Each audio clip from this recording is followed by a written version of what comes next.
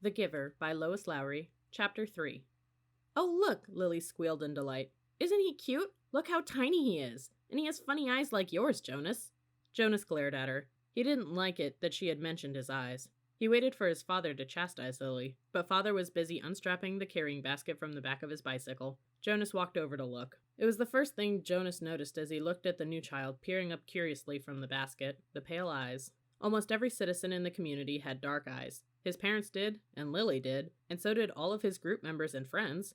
But there were a few exceptions, Jonas himself, and a female 5 who he had noticed had the different, lighter eyes. No one mentioned such things. It was not a rule, but it was considered rude to call attention to things that were unsettling or different about individuals. Lily, he decided, would have to learn that soon, or she would be called in for chastisement because of her insensitive chatter. Father put his bike into its port, then he picked up the basket and carried it into the house. Lily followed behind, but she glanced back over her shoulder at Jonas and teased, "Maybe he had the same birth mother as you." Jonas shrugged. He followed them inside, but he had been startled by the new child's eyes. Mirrors were rare in the community. They weren't forbidden, but there was no real need of them, and Jonas had simply never bothered to look at himself very often, even when he found himself in a location where a mirror existed. Now, seeing the new child and its expression, he was reminded that the light eyes were not only a rarity, but gave the one who had them a certain look. What was it?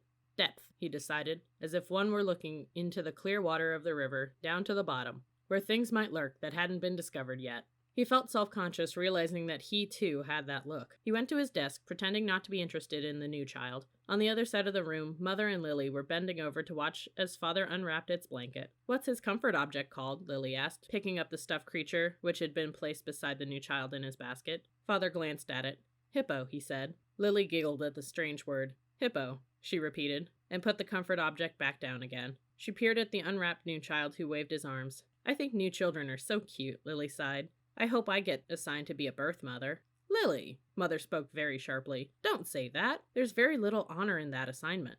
"But I was talking to Natasha, you know, the 10 who lives around the corner? She does some of her volunteer hours at the birthing center, and she told me that the birth mothers get wonderful food, and they have very gentle exercise periods, and most of the time they just play games and amuse themselves while they're waiting. I think I'd like that," Lily said petulantly. 3 years, Mother told her firmly. 3 births, and that's all. After that, they're laborers for the rest of their adult lives, until the day they enter the house of the old. Is that what you want, Lily? 3 lazy years, and then hard physical labor until you are old? "Well, no, I guess not," Lily acknowledged reluctantly. Father turned the new child onto his tummy in the basket. He sat beside it and rubbed its small back with a rhythmic motion. "Anyway, Lily Billy," he said affectionately, "the birth mothers never get to see the new children. If you enjoy the little ones so much, you should hope for the assignment as nurturer. When you're an 8 and start your volunteer hours, you can try some at the nurturing center," Mother suggested. "Yes, I think I will," Lily said. She knelt beside the basket. "What did you say his name is? Gabriel? Hello, Gabriel," she said in a sing-song voice. Then she giggled.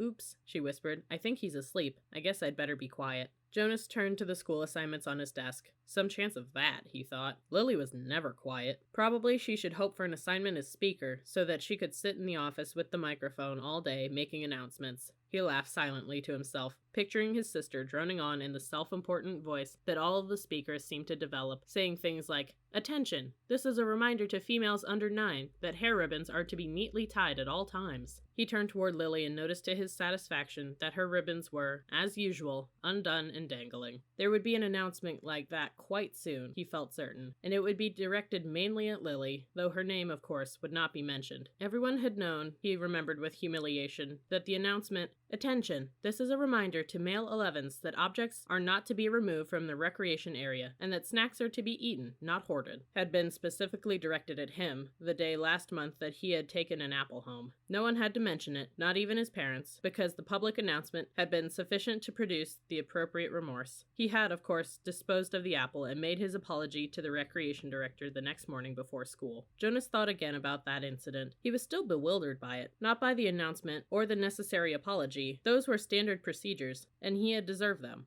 But by the incident itself. He probably should have brought up his feelings of bewilderment that very evening when the family unit had shared their feelings of the day. But he had not been able to sort out and put words to the source of his confusion, so he had let it pass. It had happened during the recreation period when he had been playing with Asher. Jonas had casually picked up an apple from the basket where the snacks were kept and had thrown it to his friend. Asher had thrown it back, and they had begun a simple game of catch. There had been nothing special about it. It was an activity that he had performed countless times. Throw, catch, throw, catch. It was effortless for Jonas, and even boring, though Asher enjoyed it, and playing catch was a required activity for Asher because it would improve his hand-eye coordination, which was not up to standards. But suddenly Jonas had noticed, following the path of the apple through the air with his eyes, that the piece of fruit had, well, this was the part he couldn't adequately understand. The apple had changed. For just an instant, it had changed in midair, he remembered. Then it was in his hand, and he looked at it carefully. But it was the same apple, unchanged. The same size and shape, a perfect sphere. The same nondescript shade, about the same shade as his own tunic. There was absolutely nothing remarkable about the apple. He had tossed it back and forth between his hands a few times, then thrown it again to Asher. And again in the air, for an instant only, it had changed. It had happened 4 times. Jonas had blinked, looked around, and then tested his eyesight, squinting at the small print on the identification badge attached to his tunic. He read his name quite clearly. He could also clearly see Asher at the other end of the throwing area, and he had no problem catching the apple. Jonas had been completely mystified. Ash, he had called. Does anything seem strange to you about the apple? Yes, Asher called back, laughing. It jumps out of my hand onto the ground. Asher had just dropped it once again, so Jonas laughed too, and with his laughter tried to ignore his uneasy conviction that something had happened.